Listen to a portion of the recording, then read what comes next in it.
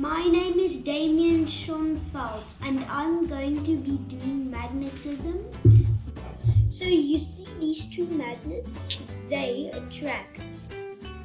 You get the pole magnet, the horseshoe magnet, a ring-shaped magnet, car magnets, a sphere magnets. Remember the S and the blue is south and the red and the N is north. I have two pole magnets. If you put two norths together, they'll repel. Two souths together, they'll repel. But what happens if you put one north and one south together? They attract. Watch this. No, go away. I'm not interested. I know a south. Or, no, go away. I know a north. Go away.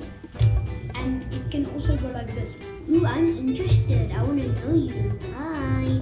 There are also magnetic shakes.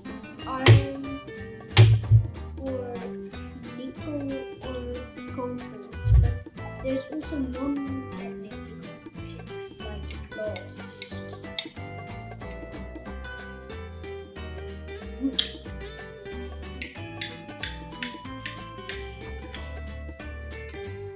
And this is the best part. Look. Wow,